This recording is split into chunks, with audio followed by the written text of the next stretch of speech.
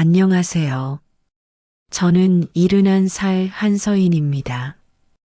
제 어처구니 없는 이야기를 꼭 들어주세요. 며칠 전 제 남편이 숨을 헐떡이며 전화를 걸어왔어요. 서인아, 지금 당장 나와. 그 집에서 나와. 아무 말도 하지 말고 그냥 나와. 그 목소리에는 공포가 섞여 있었습니다. 저는 그 순간 슬리퍼도 신지 않고 아들 집에서 뛰쳐나왔어요. 비상계단을 내려가는 동안 심장이 터질 것 같았습니다. 숨이 목까지 차올랐지만 멈출 수 없었어요. 한 층, 두 층, 세 층을 달렸습니다. 계단 난간을 잡은 손에서 땀이 흘러내렸어요. 1층 문을 박차고 나오니 남편 차가 서 있었습니다. 엔진 소리가 요란하게 울리고 있었어요. 남편이 차에서 내려 제 팔을 잡아 끌었습니다. 빨리 타. 차 문이 쾅 닫히고 차가 출발했어요.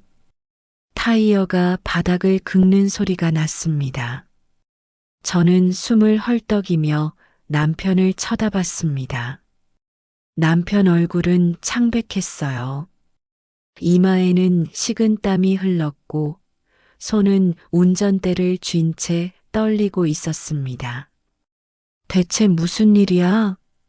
왜 이래? 남편은 대답하지 않았습니다. 그저 앞만 보며 속도를 높였어요. 신호등을 2개나 지나쳤습니다. 한참을 달려 한적한 공원 주차장에 차를 세웠어요. 여보, 말 좀 해봐. 무슨 일이야? 남편이 저를 돌아봤습니다. 눈이 충혈되어 있었어요. 다행이다. 정말 다행이야. 조금만 늦었으면. 말끝을 흐렸습니다. 저는 남편 손을 잡았어요. 조금만 늦었으면 어떻게 되는 건데? 남편이 떨리는 손으로 조수석 선반 위 봉투를 가리켰습니다. 저거 열어봐. 저는 봉투를 집어들었습니다. 갈색 봉투였는데 묵직했어요. 입구를 뜯자 서류 여러 장이 들어 있었습니다. 첫 장을 펼쳤어요. 굵은 글씨가 눈에 들어왔습니다. 생명보험 증서, 피보험자 한서인, 사망보험금 3억 원, 수익자 윤지후, 서유진. 손에서 서류가 미끄러져 떨어졌습니다. 바닥에 흩어진 종이들이 하얗게 빛났어요. 눈앞이 캄캄해졌습니다. 귀에서 윙 소리가 났어요. 이게 뭐야? 지훈의 회사 부장한테서 연락 왔어. 장무성이라고 우리 회사에서 같이 일하던 사람 기억하지? 기억해. 근데 그 사람이 왜? 그 사람이 우연히 며느리랑 아들이 나누는 얘기를 들었대. 당신 이름으로 보험을 들어놓고 화재 사고로 위장해서 보험금을 타낼 계획이래. 화재 사고? 저는 다시 서류를 집어들었습니다. 손이 너무 떨려서 글씨가 제대로 보이지 않았어요. 2번째 장을 넘기자 작은 글씨들이 빼곡하게 적혀 있었습니다. 그 중에 붉은색으로 표시된 부분이 눈에 들어왔어요. 화재 발생 시 보험금 지급 조건 피보험자 사망 시 전액 지급. 보험 가입일 2025년 9월 15일. 보험 기간 10년. 한 달 전이었습니다. 그때 며느리가 서류 하나 들고 왔던 게 기억났어요. 어머니, 회사 서류인데 보증 좀 서주세요. 지우가 큰 계약 따는데 보증인이 필요하대요. 저는 아무 의심 없이 도장을 찍어줬습니다. 며느리를 믿었으니까요. 아들을 믿었으니까요. 그럼 오늘 그 집에 말을 잇지 못했습니다. 목이 메었어요. 남편이 고개를 끄덕였습니다. 그래. 오늘 불을 낼 계획이 어때? 당신을 2층에 가둬놓고 아니야. 그럴 리 없어. 우리 지우가 그럴 리가. 서인아, 남편이 제 어깨를 잡았습니다. 정신 차려. 이건 사실이야. 장무성이 녹음까지 했어. 들어볼래? 녹음? 응. 며느리랑 아들이 나눈 대화를 녹음했대. 남편이 휴대폰을 꺼냈습니다. 화면을 몇 번 터치하더니 재생 버튼을 눌렀어요. 스피커에서 소리가 흘러나왔습니다. 처음에는 잡음만 들렸습니다. 바스락거리는 소리, 발소리, 그리고 문 닫히는 소리. 그 다음 목소리가 들렸어요. 오늘이야? 며느리 유진 목소리였습니다. 응. 오늘 어머니 오신다고 했잖아. 아들 지후 목소리였습니다. 제가 10달을 뱃속에 품었던 24시간 진통 끝에 낳았던 그 아이의 목소리. 투자자 모신다고 했더니 바로 오신대. 역시 어머니는 단순하셔. 유진이 낄낄거리며 웃었습니다. 그래도 좀 미안하긴 해. 뭐가 미안해? 어차피 나이 많으셔서 오래 못 사실 분이야. 그래도 우리 엄만데. 여보, 정신 차려. 우리 빚이 얼마야? 2억이야. 이거 안 갚으면 우리 파산이야. 알아. 알아. 그럼 오늘로 끝내자. 2층 방에 계시게 하고 문 잠그고 불 내면 끝이야. 문 잠그면 못 나오겠네. 당연하지. 그래야 보험금 나오지. 알았어. 그럼 몇 시에? 2시쯤 오신대. 3시까지 2층에 계시게 하고 그때 우리는 밖에 나가 있자. 밖에? 응. 알리바이 만들어야지. 그리고 누가 신고하면 우리가 놀라서 달려오는 거야. 그럼 끝인 거네. 그래. 보험금 3억 들어오면 빚 갚고도 1억 남아. 그 돈으로 새 사업 시작하자. 알았어. 녹음이 끝났습니다. 차 안이 조용해졌어요. 저는 입을 막았습니다. 울음이 터져 나올 것 같았지만 소리가 안 났어요. 목구멍이 막힌 것처럼 숨이 막혔습니다. 이럴 수가. 서인아, 남편 목소리가 떨렸습니다. 당신 잘못 아니야. 그 사람들이 잘못한 거야. 하지만 내가 키운 아이인데, 내가 낳은 아이인데, 눈물이 주르륵 흘러내렸습니다. 참으려 해도 멈출 수 없었어요. 가슴이 찢어지는 것 같았습니다. 숨을 쉴 때마다 아팠어요. 남편이 저를 꼭 안아줬습니다. 따뜻한 품이었지만 저는 추웠어요. 온몸이 얼어붙는 것 같았습니다. 한참을 울고 나니 조금 정신이 들었습니다. 저는 눈물을 닦으며 물었어요. 그럼 이제 어떻게 해야 해? 경찰에 신고해야지. 경찰에? 당연하지. 이건 살인 미수야. 증거도 있고. 하지만 우리 아들인데 아들이라도 잘못은 잘못이야. 당신 목숨이 달린 문제야. 남편 말이 맞았습니다. 하지만 마음 한구석이 무너지는 것 같았어요. 제 손으로 아들을 경찰에 넘긴다는 게 믿기지 않았습니다. 일단 집으로 가자. 거기서 천천히 생각하자. 남편이 시동을 걸었습니다. 차가 다시 움직였어요. 창밖 풍경이 스쳐 지나갔지만 아무것도 눈에 들어오지 않았습니다. 집에 도착했을 때는 오후 4시쯤이었어요.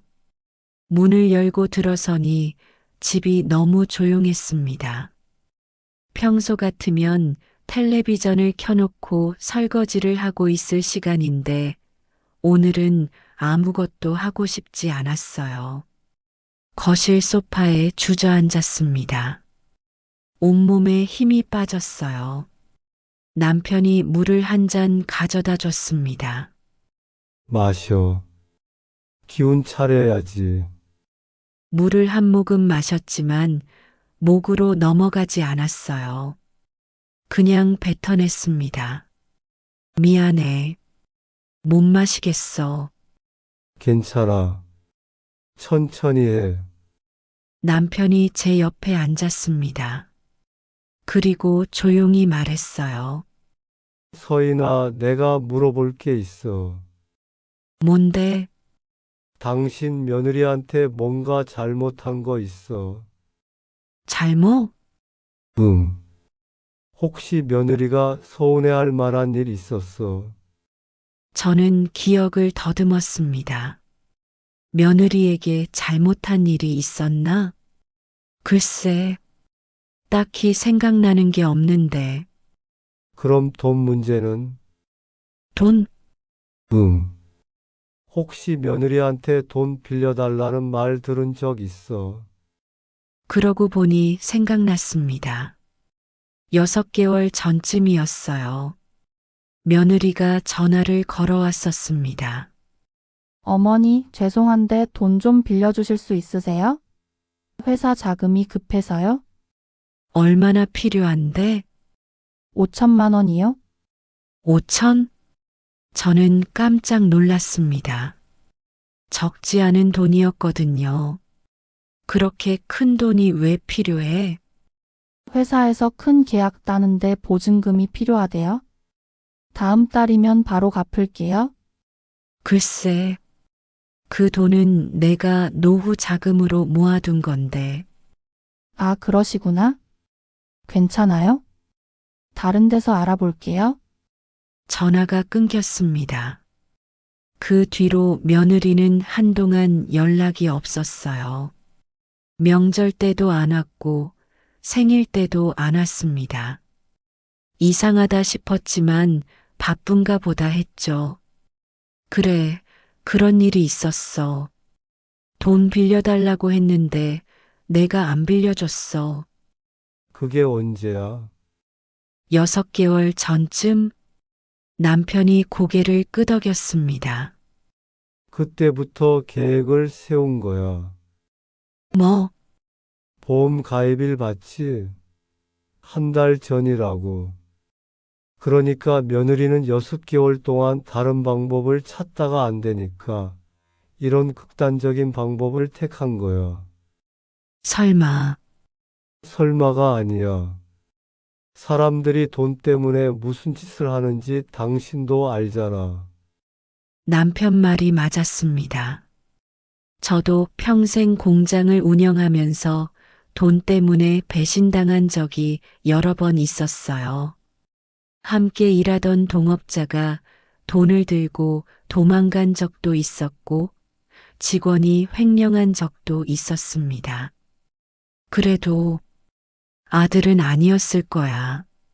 며느리가 시킨 거겠지. 서인아, 남편이 제 손을 잡았습니다. 녹음 다시 들어봐. 아들도 같이 계획 세웠어. 며느리 혼자 한 게 아니야. 아니야. 우리 지우는 그럴 애가 아니야. 왜 그럴 애가 아니야? 돈 앞에서는 누구나 변할 수 있어. 그래도 저는 고개를 저었습니다. 인정하고 싶지 않았어요. 제 아들이 저를 죽이려 했다는 사실을. 그때 초인종이 울렸습니다. 딩동, 딩동. 남편이 일어나 문을 열었어요. 누구세요? 저 장무성입니다. 문 밖에서 낮은 목소리가 들렸습니다. 남편이 문을 열자 50대 중반쯤 되어 보이는 남자가 들어왔어요. 회색 양복을 입고 서류 가방을 들고 있었습니다. 사장님 오랜만입니다. 장무성이 저를 보며 인사했습니다. 저는 일어나 맞았어요.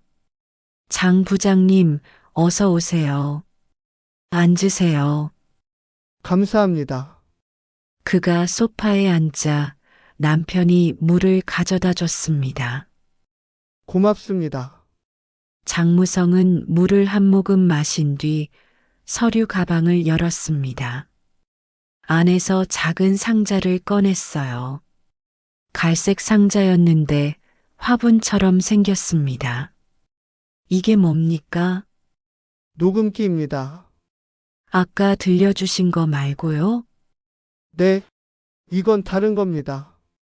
장무성이 화분 밑바닥을 돌리자 작은 틈이 생겼습니다. 거기서 금속으로 된 작은 기계가 나왔어요. 이게 녹음기예요? 네, 며느리분이 쓰시던 노트북 옆에 항상 있던 장식품입니다. 화분 모양이라 아무도 의심 안 했죠. 그럼 이 안에도 네, 며느리분과 사장님 아드님이 나눈 대화가 더 녹음되어 있습니다. 장무성이 버튼을 눌렀습니다. 스피커에서 다시 목소리가 흘러나왔어요. 불은 어디서 시작할 거야? 유진 목소리였습니다. 2층 방이 제일 좋을 것 같아? 거기 커튼도 많고 나무 가구도 많잖아? 지후 목소리였습니다. 그럼 어머니는? 그 방에 계실 거야. 투자자 온다고 하면 당연히 그 방에서 쉬고 계시겠지. 문은? 밖에서 잠글 거야. 열쇠 빼고. 그럼 못 나오겠네. 당연하지. 불이 2층부터 시작하면 연기가 먼저 올라가. 그럼 숨도 못 쉬고 정신 잃을 거야. 그 뒤에는? 불길이 번지겠지. 커튼부터 시작해서 가구, 벽지 순서로. 나무로 된 집이라 금방 탈 거야. 어머니는? 그때쯤이면 이미. 말끝을 흐렸습니다. 하지만 무슨 뜻인지 알 수 있었어요. 그럼 우리는? 밖에 나가 있어야지. 카페든 어디든. 사람들 눈에 띄는 곳에서. 알리바이? 그렇지. 그리고 누가 신고하면 우리가 깜짝 놀라서 달려오는 거야. 어머니, 어머니 하면서. 연기 잘해야겠네. 걱정 마. 나 연기 잘하잖아. 둘이 낄낄거리며 웃는 소리가 들렸습니다. 저는 주먹을 쥐었어요. 손톱이 손바닥에 파고들었지만 아프지 않았습니다. 그보다 더 큰 아픔이 가슴을 찢고 있었으니까요. 녹음은 계속 이어졌습니다. 근데 정말 괜찮을까? 경찰이 의심하지 않을까? 뭘 의심해? 노인네 혼자 집에 있다가 불 났는데? 그래도 걱정 마. 증거 다 없앨 거야. 라이터도 치우고 이나물질도 치우고. 알았어. 그리고 보험금 나오면 바로 해외로 나가자. 한 1년쯤. 해외로. 응. 한국에 있으면 사람들 눈치 보잖아. 동남아 어디 가서 1년 놀다 오자. 좋지. 녹음이 끝났습니다. 장무성이 기계를 껐어요. 거실이 조용해졌습니다. 저는 한참을 말없이 앉아 있었습니다. 머릿속이 하얗게 비었어요. 아무 생각도 나지 않았습니다. 사장님, 장무성이 조심스럽게 불렀습니다. 네. 이 녹음기는 경찰에 넘겨야 합니다. 알아요.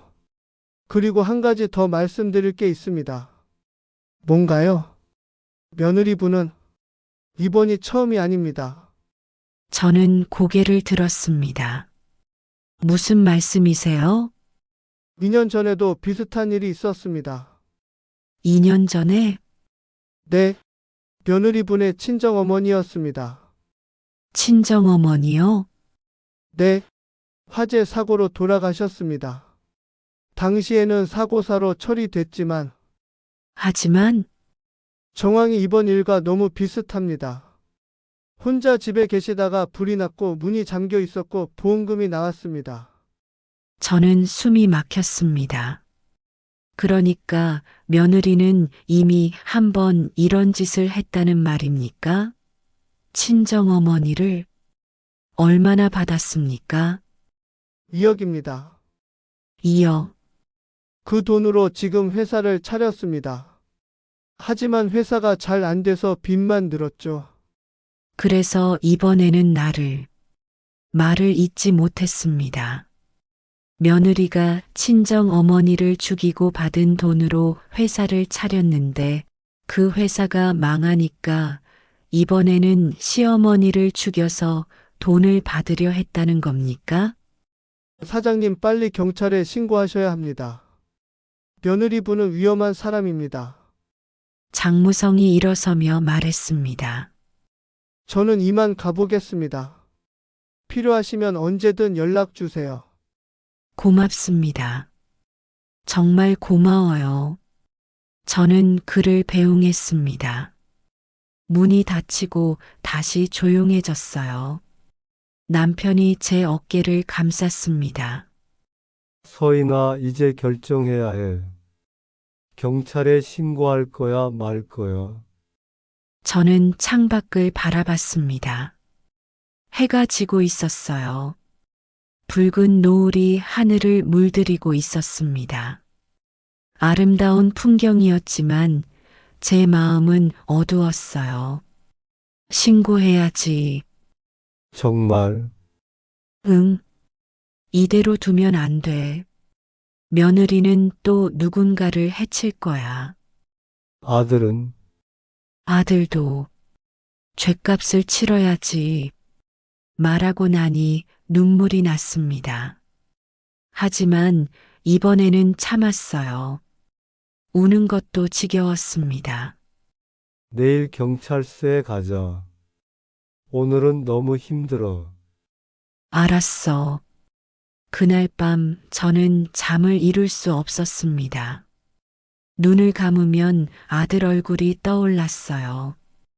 갓난아기였을 때, 유치원에 다닐 때, 초등학교 입학할 때, 중학생이 됐을 때, 고등학생이 됐을 때, 대학생이 됐을 때, 결혼할 때, 그 모든 순간들이 주마등처럼 스쳐 지나갔습니다.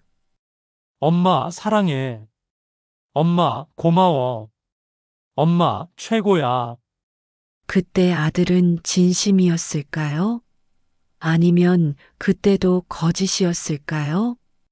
새벽 5시 저는 일어나 거실로 나왔습니다. 남편도 소파에 앉아 있었어요. 역시 잠을 못 잤나 봅니다. 여보, 응, 우리 잘못한 게 뭘까? 잘못. 응. 아들을 그렇게 키운 게 우리 잘못일까? 남편이 고개를 저었습니다. 우리 잘못 아니야. 우리는 최선을 다했어. 그럼 왜 아들이 저렇게 됐을까? 글쎄, 사람 마음은 알 수 없는 거니까. 우리는 한참을 말없이 앉아 있었습니다. 해가 떠올랐습니다. 새로운 하루가 시작됐어요. 하지만 저에게는 가장 슬픈 하루가 될 것 같았습니다.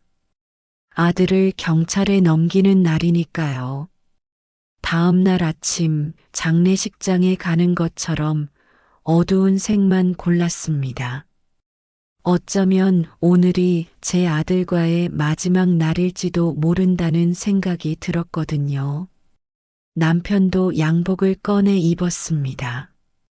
평소에는 입지 않는 옷이었어요. 우리 둘 다 말이 없었습니다. 무슨 말을 해야 할지 몰랐어요. 아침 먹을래? 남편이 부엌에서 물었습니다. 아니, 못 먹겠어. 그래도 뭐라도 먹어야지. 정말 못 먹겠어. 목으로 안 넘어가. 남편도 더 이상 권하지 않았습니다. 커피만 2잔 끓여서 식탁에 놓았어요. 저는 커피를 한 모금 마셨지만 쓰기만 했습니다. 설탕을 넣어도 쓴맛이 사라지지 않았어요. 9시가 되자 우리는 집을 나섰습니다. 경찰서는 집에서 차로 20분 거리였어요. 평소 같으면 금방 가는 거리인데 오늘은 너무 빨리 도착할 것 같았습니다. 차 안은 조용했습니다. 라디오도 켜지 않았어요.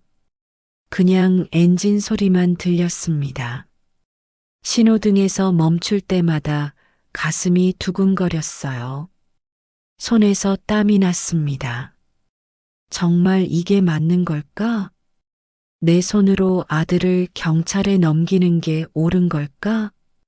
하지만 다른 방법이 없었습니다. 며느리는 위험한 사람이었어요. 이미 한 번 살인을 저질렀고 이번에 또 저를 죽이려 했습니다. 경찰서 주차장에 차를 세웠습니다. 남편이 시동을 끄고 저를 쳐다봤어요. 들어갈 수 있겠어. 응, 들어가야지. 우리는 차에서 내렸습니다. 경찰서 건물이 크게 보였어요. 회색 콘크리트로 된 4층 건물이었습니다. 문을 열고 들어가니 민원실이 나왔습니다. 몇 명의 사람들이 앉아서 기다리고 있었어요. 저는 접수대로 갔습니다. 무슨 일로 오셨습니까? 젊은 경찰관이 물었습니다. 신고하러 왔습니다. 어떤 신고인가요? 살인 미수입니다. 경찰관 얼굴이 굳어졌습니다. 잠시만 기다리세요.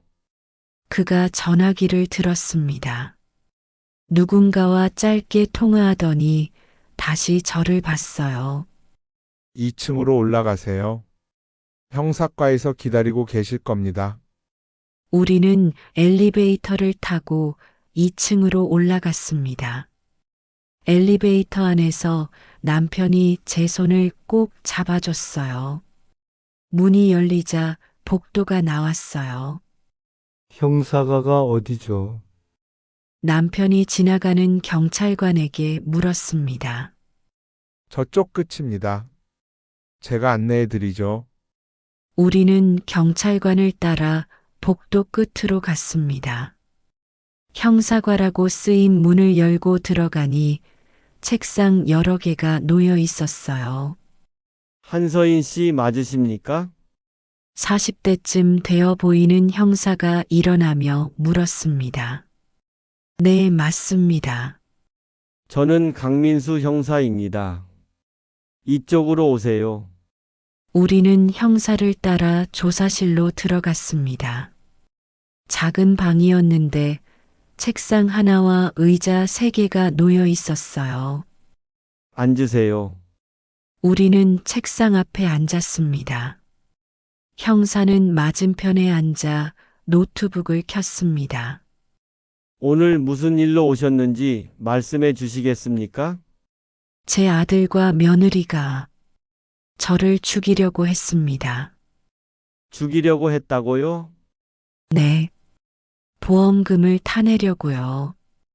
형사 표정이 심각해졌습니다. 자세히 말씀해 주시겠습니까? 저는 천천히 이야기를 시작했습니다. 며느리가 전화를 걸어온 것부터 아들 집에 갔던 일, 2층 방에 있었던 일, 남편이 급하게 전화한 일까지 하나하나 설명했어요. 형사는 꼼꼼하게 기록했습니다. 가끔씩 질문을 했어요. 그럼 2층 방문이 잠겨 있었습니까? 아니요. 제가 나올 때는 잠겨 있지 않았어요. 하지만 녹음기에는 문을 잠글 거라고 했어요. 녹음기요? 남편이 가방에서 휴대폰을 꺼냈습니다. 이 안에 녹음 파일이 있습니다. 그리고 이것도요. 남편이 화분 모양 녹음기도 꺼냈어요. 이게 뭡니까? 며느리 집에 있던 장식품입니다. 안에 녹음 장치가 들어 있어요. 형사가 화분을 받아들었습니다. 밑바닥을 돌리자 금속 장치가 나왔어요. 누가 설치한 겁니까? 회사 부장님이 몰래 설치하셨어요.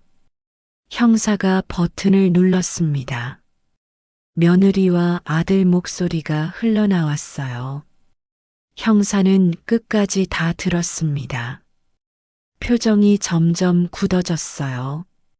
녹음이 끝나자 형사가 한숨을 내쉬었습니다. 이건 명백한 살인 미수입니다. 그것도 계획적인. 그럼 어떻게 되는 겁니까? 즉시 체포영장을 신청하겠습니다. 증거가 충분하니까 영장은 바로 나올 겁니다. 그럼 언제 체포하시나요? 오늘 중으로 가능할 것 같습니다. 저는 가슴이 철렁 내려앉았습니다. 혹시 제가 아들을 한번 만나볼 수 있을까요? 형사가 잠시 생각하더니 고개를 저었습니다. 죄송합니다. 지금 만나시면 증거를 인멸할 위험이 있습니다. 그냥 얼굴만 보고 싶어요. 그래도 안 됩니다. 규정상 어렵습니다. 저는 더 이상 말하지 않았습니다. 알겠습니다. 그리고 한 가지 더 여쭤보겠습니다. 혹시 도장을 찍은 기억이 있으십니까? 도장이요? 네. 보험 서류에 한서인 씨의 도장이 찍혀 있습니다. 형사가 서류를 꺼내 보여줬습니다. 거기에 제 도장이 선명하게 찍혀 있었어요. 저는 기억을 더듬었습니다. 아, 한 달 전이었어요. 며느리가 서류를 들고 왔었어요. 회사 서류라고 했어요. 보증을 서달라고요. 그게 보험 서류였습니다. 저는 입을 막았습니다. 완전히 속았구나. 걱정하지 마세요. 이건 사기입니다. 보험은 무효가 될 겁니다. 형사가 위로하듯 말했습니다. 더 여쭤볼 것은 없습니다. 연락처 남겨주시면 체포하는 대로 연락드리겠습니다. 그리고 이 서류에 서명해 주세요. 저는 진술서를 읽고 서명했습니다. 손이 떨려서 글씨가 삐뚤빼뚤했어요. 감사합니다.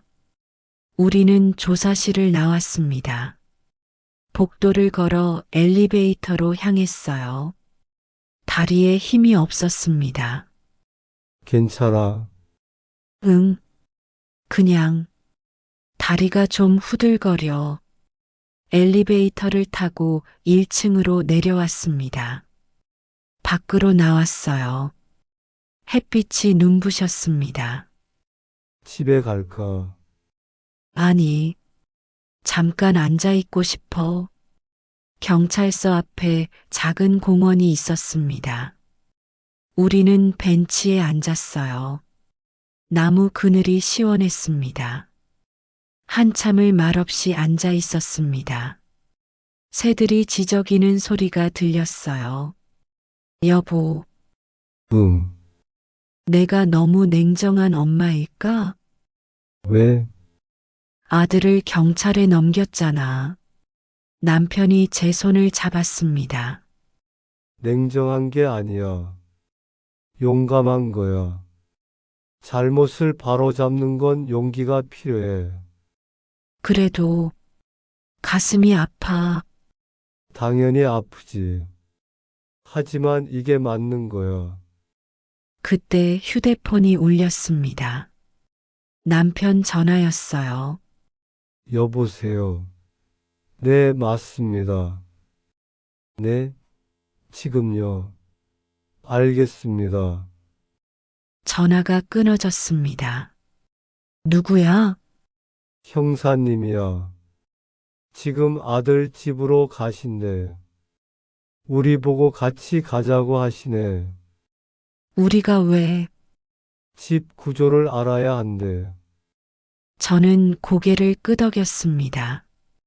그럼 가자. 우리는 다시 차에 탔습니다. 아들 집은 여기서 10분 거리였어요. 차가 움직이는 동안 가슴이 쿵쾅거렸습니다. 아들 아파트에 도착했습니다. 경찰차 2대가 이미 와 있었어요. 형사들이 차에서 내리고 있었습니다. 한서인 씨, 이쪽으로 오세요. 강민수 형사가 우리를 불렀습니다. 지금 초인종을 누를 겁니다. 한서인 씨는 뒤에 계세요. 네. 형사가 초인종을 눌렀습니다. 딩동, 딩동. 안에서 발소리가 들렸어요. 문이 열렸습니다. 누구세요? 며느리 유진이었습니다. 파란색 원피스를 입고 있었어요. 경찰입니다. 윤지우 씨와 서유진 씨 계십니까? 유진 얼굴이 하얗게 질렸습니다. 무슨 일이세요? 체포 영장이 나왔습니다. 살인 미수 혐의입니다. 살인 미수요? 무슨 소리예요? 아시지 않습니까? 시어머니를 살해하려 한 일 말입니다. 아니에요? 그런 거 없어요? 유진이 소리쳤습니다. 그때 뒤에서 제가 나타났어요. 유진이 저를 보자 입을 떡 벌렸습니다. 놀랐니? 내가 죽었을 줄 알았지? 제 목소리는 차가웠습니다. 유진이 뒤로 물러났어요. 아니에요? 오해예요? 그럼 녹음기는 뭐니? 내가 한 말은 뭐고? 녹음기요? 화분 모양 녹음기. 내 방에 있던 거. 유진 얼굴이 더 하얗게 변했습니다. 그건 더 이상 거짓말하지 마. 다 들었어. 나를 죽이려던 계획 다 들었다고. 유진이 주저앉았습니다. 바닥에 털썩 앉아서 울기 시작했어요. 죄송해요? 저희가 너무 힘들었어요? 어쩔 수 없어서 사람을 죽여. 그것도 시어머니를. 형사들이 유진을 일으켰습니다. 수갑을 채웠어요. 찰칵 소리가 났습니다. 윤지우 씨는 어디 있습니까? 안에 있어요. 형사들이 집 안으로 들어갔습니다. 저도 따라 들어갔어요. 거실은 깨끗했습니다. 제 돈으로 산 가구들이 놓여 있었어요. 윤지후 씨, 나오세요. 형사가 소리쳤습니다. 안방 문이 천천히 열렸어요. 아들 지우가 나왔습니다. 무슨 일이세요? 아들은 저를 보자 얼굴이 굳었습니다. 엄마, 그래, 내 엄마야. 내가 죽이려던 엄마. 엄마, 오해야. 난 그런 생각 안 했어. 거짓말하지 마. 녹음 다 들었어. 지우가 고개를 떨궜습니다. 엄마, 미안해. 미안하면 다야? 미안하면 사람 죽여도 돼? 엄마, 우리가 너무 힘들었어. 빚이 2억이야. 힘들면 엄마한테 말했어야지. 왜 엄마를 죽이려고 해? 말해도 안 도와주실 거잖아요. 6개월 전에 돈 빌려달라고 했을 때 거절하셨잖아요. 그 돈은 내 노후 자금이었어. 그리고 내가 그 돈으로 뭐 할 건지도 제대로 안 말했잖아. 그래도 엄마면 도와줘야죠. 엄마라고 해서 무조건 도와줘야 해? 너도 이제 어른이야. 내 문제는 내가 해결해야지. 그러니까 이렇게 된 거잖아요. 지후가 울부짖었습니다. 윤지우 씨 체포하겠습니다. 형사가 수갑을 꺼냈습니다. 잠깐만요. 엄마, 제발 선처해 주세요. 지후가 제게 매달렸습니다. 하지만 저는 뒤로 물러났습니다. 늦었어. 이미 신고했어. 엄마, 너는 이제 내 아들이 아니야. 그 말을 하고 나니 가슴이 찢어지는 것 같았습니다. 하지만 참았어요. 형사들이 지우에게도 수갑을 채웠습니다. 찰칵 소리가 다시 들렸어요. 한서인 씨, 집안을 보여주시겠습니까? 네.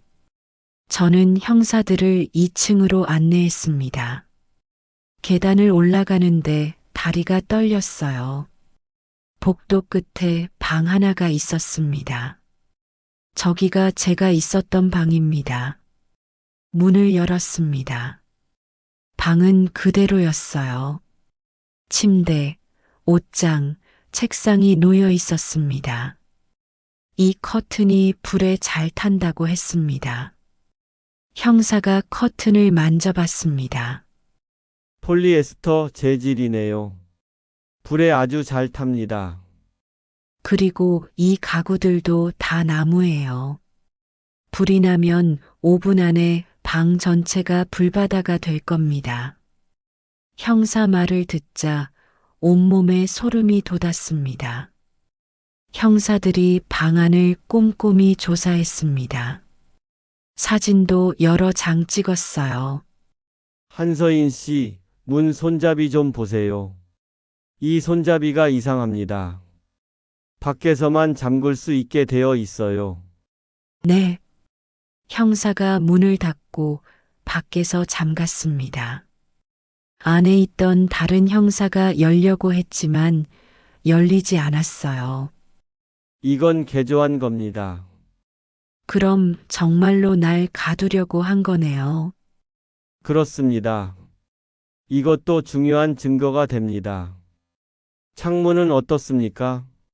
다른 형사가 창문을 열어봤습니다. 하지만 창문이 열리지 않았어요. 이것도 잠겨 있습니다. 열쇠 구멍이 밖에만 있어요. 이 방은 완전히 감옥으로 만들어 놨습니다. 불이 나면 빠져나갈 방법이 전혀 없어요. 형사 말을 듣자 다리에 힘이 풀렸습니다. 정말 죽을 뻔했구나. 남편이 제 어깨를 잡아줬습니다. 괜찮아. 응. 무서워. 이제 끝났어. 형사들은 계속 조사를 했습니다. 1시간쯤 걸렸어요. 조사 끝났습니다. 내려가시죠. 우리는 계단을 내려왔습니다. 거실에서 지후와 유진이 형사들과 함께 있었어요. 둘 다 수갑을 찬 채로 소파에 앉아 있었습니다. 한서인 씨, 더 조사할 건 없습니다. 재판 날짜 나오면 연락드리겠습니다. 감사합니다. 아, 그리고 한 가지만 더 여쭤보겠습니다. 혹시 며느리분이나 아드님한테 받은 물건 중에 이상한 게 있었습니까? 저는 생각해 봤습니다. 아, 있어요. 한 달 전에 며느리가 건강식품을 줬어요. 비타민이라고. 어떤 비타민입니까? 갈색 병에 든 알약이었어요. 매일 먹으라고 했어요. 혹시 그 병 아직 있으십니까? 네. 집에 있어요. 그럼 그것도 가져다 주시겠습니까? 검사해 봐야 할 것 같습니다. 알겠습니다. 형사 말을 듣자 온몸이 오싹해졌습니다. 그럼 이만 가보겠습니다. 우리는 집을 나왔습니다. 밖으로 나오니 경찰차가 2대 서 있었습니다. 형사들이 지후와 유진을 데리고 나왔습니다. 지후가 저를 봤습니다. 눈물을 흘리고 있었어요. 엄마, 엄마, 저는 고개를 돌렸습니다. 쳐다볼 수 없었어요. 경찰차 문이 열렸습니다. 형사들이 지후와 유진을 태웠어요. 차 문이 닫혔습니다. 엄마, 제발, 차 안에서 지후 목소리가 들렸습니다. 하지만 저는 쳐다보지 않았어요. 경찰차가 출발했습니다. 사이렌 소리가 울렸어요. 비용비용.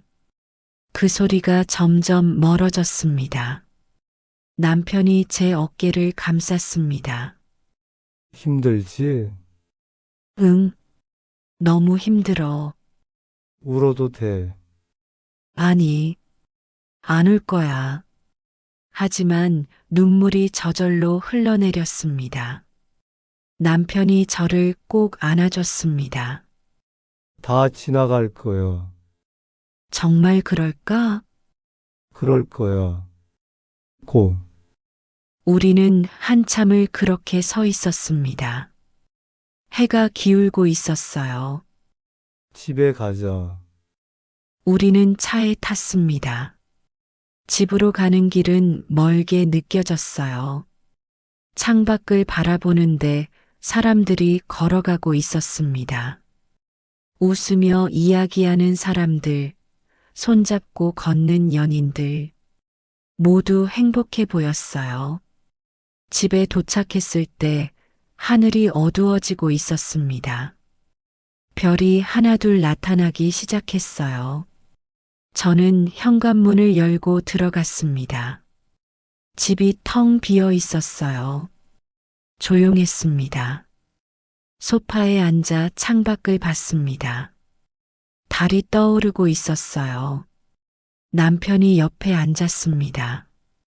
이제 끝났어. 당신 잘했어. 끝난 게 아니야. 이제 시작이야. 재판이 남았잖아. 걱정 마. 내가 옆에 있을게. 고마워. 당신밖에 없어. 우리는 한참을 그렇게 앉아 있었습니다. 말없이 그냥 손만 잡고 시계를 봤습니다. 밤 9시였어요. 배고프지? 뭐 먹을래? 아니, 못 먹겠어. 남편이 부엌으로 갔습니다. 잠시 후 남편이 라면을 끓여왔습니다. 이것만 먹어. 응? 저는 젓가락을 들었습니다. 면을 집어 입에 넣었어요. 하지만 맛이 없었습니다.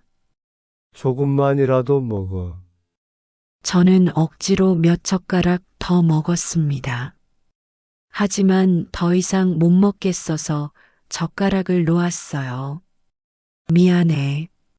괜찮아. 남편이 그릇을 들고 부엌으로 갔습니다. 저는 침실로 갔습니다. 침대에 누웠지만 잠이 오지 않았어요. 눈을 감으면 오늘 있었던 일들이 떠올랐습니다. 수갑찬 아들의 모습, 울부짖던 며느리의 모습, 경찰차가 떠나던 모습, 정말 죽을 뻔했구나. 생각할수록 무서웠습니다. 새벽 2시쯤 됐을 때 저는 일어나 거실로 나왔습니다. 남편도 소파에 앉아 있었어요. 잠 못 자. 응. 당신도? 나도. 우리는 나란히 앉아 창밖을 봤습니다. 달은 중천에 떠 있었어요. 여보, 응. 앞으로 어떻게 살지? 우리 둘이 사는 거지 뭐. 아들 없이? 아들은 이제 없는 거야. 그래도 서인아. 아들은 우리를 죽이려고 했어. 그런 사람은 더 이상 아들이 아니야. 알아. 머리로는 알아. 근데 가슴이 아파. 시간이 지나면 나아질 거야. 그럴까? 그럴 거야. 밖에서 바람 소리가 들렸습니다. 자야 해. 내일 비타민 가져다 줘야 하잖아. 그래. 자자.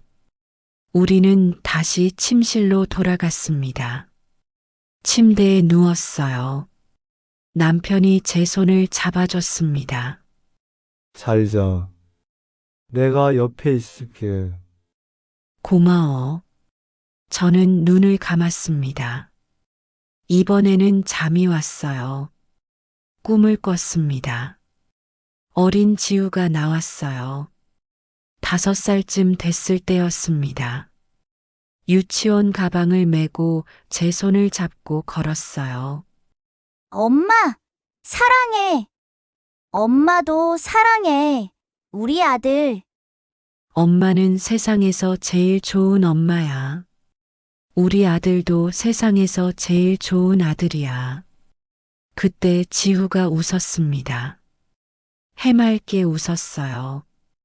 그 웃음이 너무 예뻤습니다. 하지만 꿈은 곧 사라졌습니다. 눈을 뜨니 아침이었어요. 햇살이 창문으로 들어오고 있었습니다. 새로운 하루가 시작됐습니다. 아들 없는 하루가. 그날 이후로 모든 게 빠르게 흘러갔습니다. 일주일이 지났어요. 저는 매일 아침 일어나면 멍하니 앉아 있었습니다. 뭘 해야 할지 몰랐어요. 밥도 제대로 못 먹었습니다. 남편이 차려줘도 몇 숟가락 뜨다가 그만뒀어요. 서인아, 이러다 병 나겠어. 제발 좀 먹어. 먹고 싶지가 않아. 입맛이 없어. 억지로라도 먹어야지. 재판 나가야 하잖아. 재판.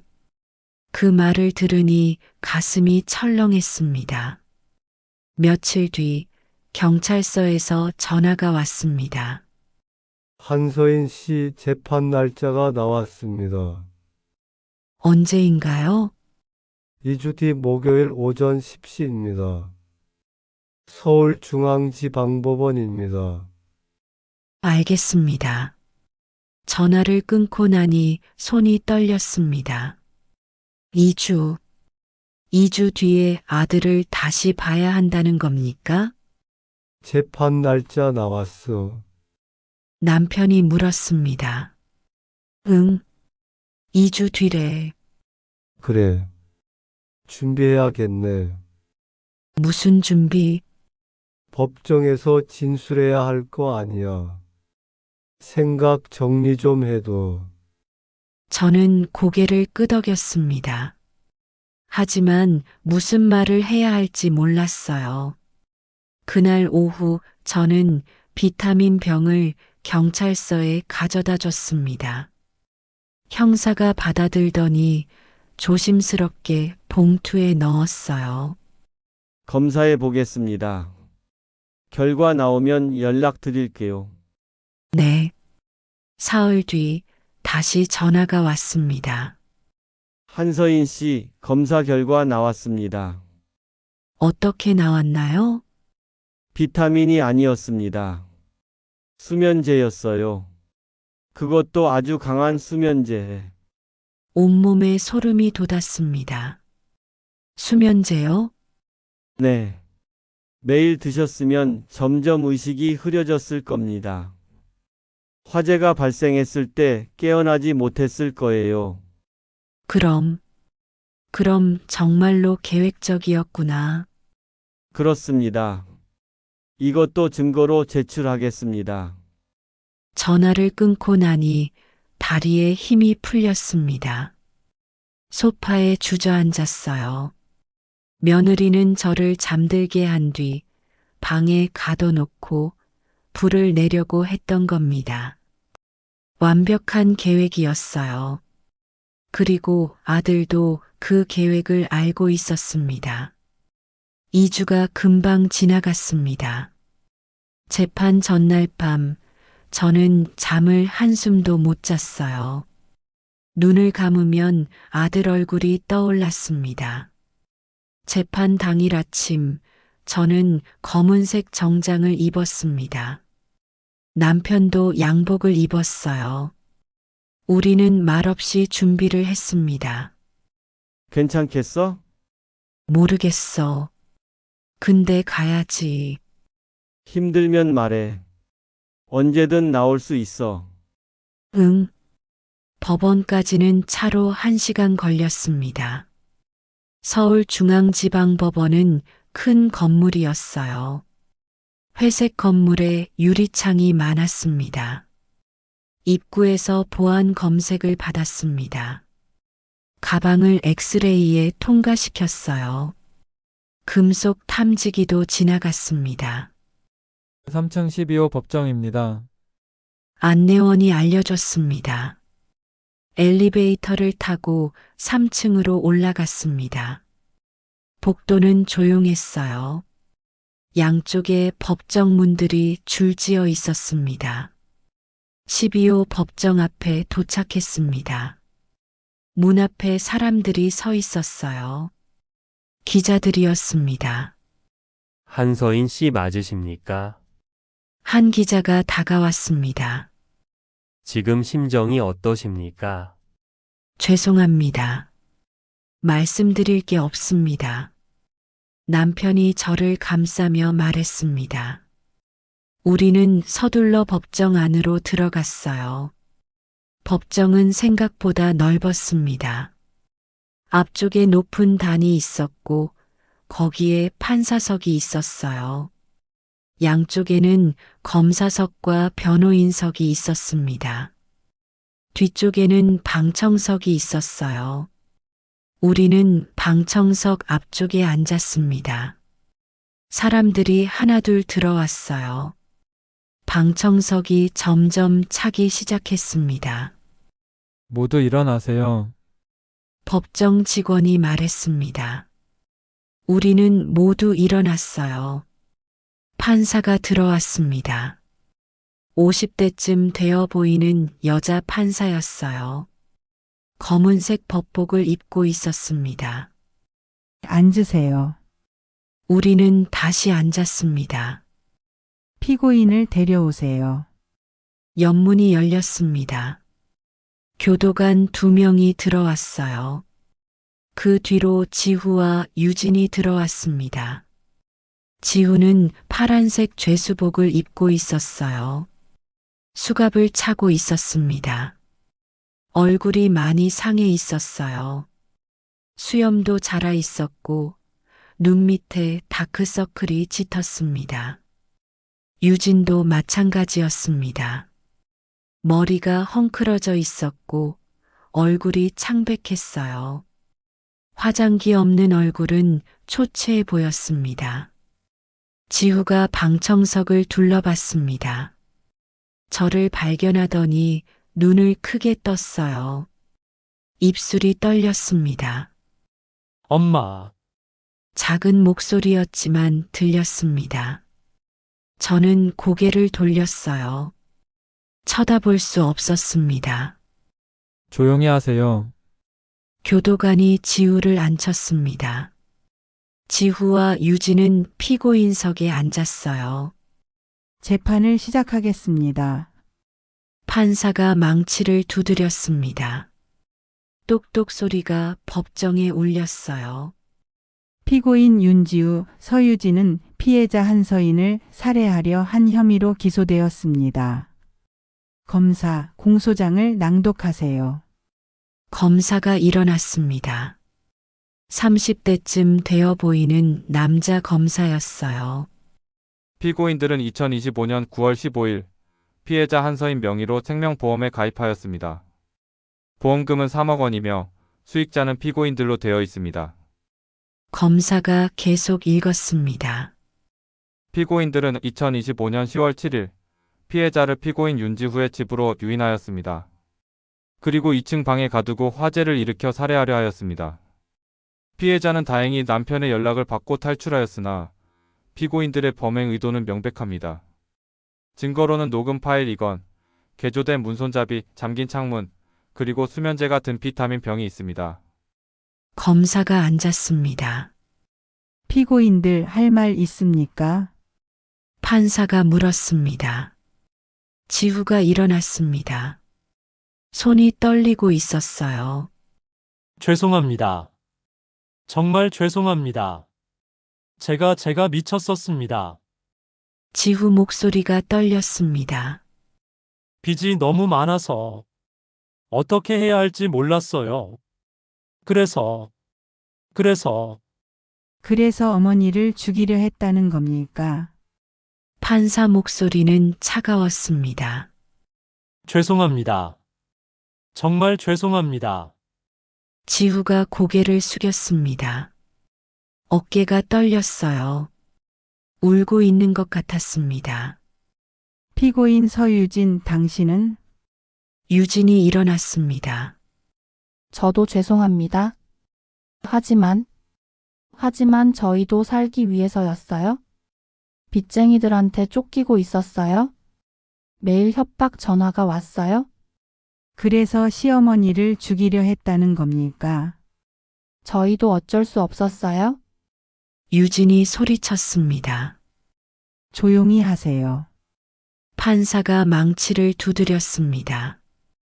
변명이 아니라 사실만 말하세요. 피해자를 죽이려 한 게 맞습니까? 네, 유진이 작게 대답했습니다. 피해자 한서인 씨 앞으로 나오세요. 판사가 저를 불렀습니다. 저는 떨리는 다리로 일어났어요. 증인석으로 걸어갔습니다. 선서하세요. 저는 양심에 따라 숨김없이 사실대로 말하고 만일 거짓이 있으면 위증의 벌을 받기로 맹세합니다. 앉으세요. 그날 일에 대해 말씀해 주세요. 저는 천천히 이야기를 시작했습니다. 며느리한테 전화 받은 것부터 아들 집에 간 것, 2층 방에 있던 것, 남편 전화 받고 뛰쳐나온 것까지 말하는 동안 목이 메었습니다. 하지만 참았어요. 끝까지 말해야 했으니까요. 그리고 나중에 알았습니다. 며느리가 준 비타민이 수면제였다는 걸요. 매일 드셨습니까? 네. 일주일 정도 먹었어요. 그래서 그런지 자꾸 졸렸어요. 그날도 졸렸습니까? 네. 2층 방에 있을 때도 졸음이 왔어요. 만약 남편이 전화 안 했으면 말을 잇지 못했습니다. 생각만 해도 끔찍했어요. 알겠습니다. 피고인들한테 하고 싶은 말 있습니까? 저는 지우를 쳐다봤습니다. 지우도 저를 보고 있었어요. 눈물이 주르륵 흘러내리고 있었습니다. 지우야. 제 목소리는 떨렸습니다. 엄마가 뭘 잘못했니? 엄마가 너한테 뭘 못해줬니? 엄마, 10달 뱃속에 품고 24시간 진통 끝에 낳았어. 밤새 기저귀 갈아주고 아플 때마다 업고 병원 뛰어다녔어. 학교 보내려고 새벽부터 밤까지 일했어. 손이 갈라지고 허리가 휘어지도록 일했다고. 죄송해요, 엄마. 그렇게 키운 아들이 엄마를 죽이려 했어. 불태워 죽이려고 했어. 그게 내가 엄마한테 해줄 수 있는 거였니? 정말 죄송해요. 지후가 울부짖었습니다. 죄송하다고 다야? 죄송하면 사람 죽여도 돼? 엄마, 제발 용서해 주세요. 용서? 내가 용서를 바라. 저는 고개를 저었습니다. 난 너를 용서할 수 없어. 평생 용서 못해. 엄마, 너는 이제 내 아들이 아니야. 오늘부로 끝이야. 그 말을 하고 나니 가슴이 찢어지는 것 같았습니다. 하지만 참았어요. 여기서 무너지면 안 됐습니다. 알겠습니다. 자리로 돌아가세요. 저는 증인석에서 내려왔습니다. 다리가 후들거렸어요. 남편이 부축해줬습니다. 다음 증인 장무성 씨 나오세요. 장무성이 증인석으로 갔습니다.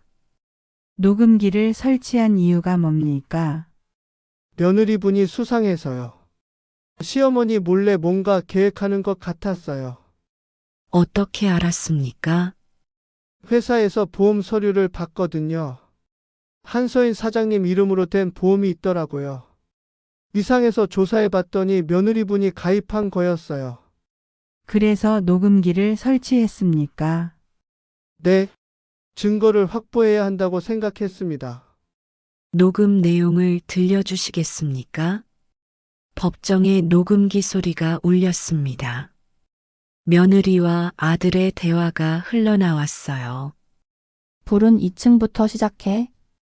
어머니는 그때쯤이면 이미 보험금 3억 들어오면 방청석에서 웅성거리는 소리가 들렸습니다. 사람들이 놀란 표정을 지었어요. 조용히 하세요. 판사가 망치를 두드렸습니다. 재판은 3시간 동안 계속됐습니다. 증인들이 나왔고 증거들이 제시됐어요. 개조된 문손잡이 사진, 잠긴 창문 사진, 수면제, 검사 결과 모두 나왔습니다. 변호인이 피고인들을 변호했습니다. 피고인들은 경제적으로 어려웠습니다. 빚이 2억이나 됐어요. 절박했습니다. 그래서 사람을 죽여도 된다는 겁니까? 판사가 물었습니다. 아닙니다. 하지만 정상 참작을 해주시길 바랍니다. 정상 참작할 게 뭐가 있습니까? 계획적 살인 미수입니다. 그것도 아들이 어머니를. 변호인이 더 이상 말하지 못했습니다. 검사 구형하세요. 검사가 일어났습니다. 피고인 서유진에게 무기징역을 구형합니다. 피고인 윤지후에게 징역 20년을 구형합니다. 방청석에서 숨죽이는 소리가 들렸습니다. 피고인들 마지막으로 할 말 있습니까? 지후가 일어났습니다. 어머니, 정말 죄송합니다. 용서해 주세요. 제발. 앉으세요. 유진도 일어났습니다. 어머니 저도 죄송합니다. 제가 잘못했어요? 앉으세요. 판사가 서류를 정리했습니다. 선고는 2주 뒤 같은 시간에 하겠습니다. 오늘 재판은 이것으로 마치겠습니다. 판사가 망치를 두드렸습니다. 똑똑. 모두 일어나세요. 우리는 일어났습니다. 판사가 나갔어요. 교도관들이 지후와 유진을 데리고 나갔습니다. 지후가 저를 돌아봤어요. 엄마, 저는 쳐다보지 않았습니다. 그냥 앞만 봤어요. 법정을 나왔습니다. 복도에 기자들이 몰려 있었어요. 한서인 씨, 한마디만 해주세요. 지금 심정이 어떠십니까? 아들을 용서하실 생각은 없으십니까? 남편이 저를 감싸며 빠져나갔습니다. 엘리베이터를 타고 1층으로 내려왔어요. 밖으로 나오니 햇살이 따가웠습니다. 하늘은 맑았어요. 구름 한 점 없었습니다. 힘들었지? 응, 너무 힘들었어. 이제 끝났어. 선고만 남았어. 응, 우리는 차에 탔습니다. 집으로 가는 길, 저는 창밖만 봤어요. 아무 생각도 하고 싶지 않았습니다. 집에 도착해서 소파에 앉았습니다. 온몸에 힘이 빠졌어요. 물 마실래? 응. 남편이 물을 가져다 줬습니다. 저는 물을 마셨어요. 목이 말라 있었습니다. 좀 자. 피곤하잖아. 응. 그럴게. 침실로 가서 침대에 누웠습니다. 눈을 감았어요. 금방 잠이 들었습니다. 꿈을 꿨습니다. 어린 지우가 나왔어요. 초등학교 1학년 때였습니다. 책가방을 메고 학교에서 돌아왔어요. 엄마, 오늘 시험 100점 맞았어. 우와, 우리 아들 대단한데? 선생님이 칭찬하셨어. 그래. 엄마도 자랑스러워. 지우가 제 품에 안겼습니다. 따뜻했어요. 하지만 꿈은 곧 사라졌습니다. 눈을 뜨니 저녁이었어요. 창밖이 어두웠습니다. 거실로 나갔습니다. 남편이 저녁을 차려놓고 있었어요. 일어났어. 밥 먹자. 응. 식탁에 앉았습니다. 된장찌개와 생선구이가 있었어요. 남편이 정성껏 만든 게 보였습니다. 맛있어 보인다. 먹어봐. 저는 숟가락을 들었습니다. 밥을 한 입 먹었어요. 이번에는 맛이 있었습니다. 며칠 만에 제대로 먹는 밥이었어요. 맛있어. 다행이다. 많이 먹어. 우리는 조용히 저녁을 먹었습니다. 밖에서 바람 소리가 들렸어요. 여보, 응, 고마워. 옆에 있어줘서. 당연한 거지. 우리 부부잖아. 당신 없었으면 못 견뎠을 거야. 나도 마찬가지야. 남편이 제 손을 잡았습니다. 따뜻한 손이었어요. 2주가 또 지나갔습니다. 선고일이 왔어요. 다시 법정에 갔습니다. 이번에는 기자들이 더 많았어요. 카메라도 여러 대 있었습니다. 법정에 들어가 앉았습니다. 잠시 후 판사가 들어왔어요. 피고인을 데려오세요. 지후와 유진이 들어왔습니다. 2주 사이에 더 수척해진 것 같았어요. 선고를 하겠습니다. 판사가 서류를 들었습니다. 피고인 서유진은 계획적으로 시어머니를 살해하려 했습니다. 보험금을 노린 악질적인 범죄입니다. 게다가 과거에도 친정 어머니를 같은 방법으로 살해한 전력이 있습니다. 따라서 피고인 서유진에게 무기징역을 선고합니다. 유진이 주저앉았습니다. 교도관이 부축했어요. 피고인 윤지훈은 자신의 어머니를 살해하려 했습니다. 인륜을 저버린 행위입니다. 하지만 며느리에게 주도되었고 일부 반성하는 태도를 보였습니다. 따라서 피고인 윤지후에게 징역 15년을 선고합니다. 지후가 고개를 떨궜습니다. 어깨가 떨렸어요. 이상으로 선고를 마치겠습니다. 판사가 망치를 두드렸습니다. 똑똑. 교도관들이 지후와 유진을 데리고 나갔습니다. 지후가 마지막으로 저를 봤어요. 엄마. 미안해. 저는 고개를 돌렸습니다. 더 이상 볼 수 없었어요. 법정을 나왔습니다. 이번에는 기자들을 피하지 않았어요. 저는 멈춰 섰습니다. 한 말씀만 해주세요. 기자들이 몰려왔습니다. 지금 심정이 어떠십니까? 저는 잠시 생각하다가 천천히 말했습니다. 이건 복수가 아니라 정리입니다. 가족의 이름으로 묻어둔 죄를 이제 꺼냈을 뿐이에요. 잘못은 잘못이니까요. 가족이라도요. 아드님을 용서하실 생각은 없으십니까? 용서는 시간이 지나면 모르겠지만 지금은 아닙니다. 아직은 너무 아파요. 더 이상 말하지 않았습니다. 남편과 함께 걸어 나왔어요. 차에 타서 집으로 향했습니다. 창밖 풍경이 스쳐 지나갔어요.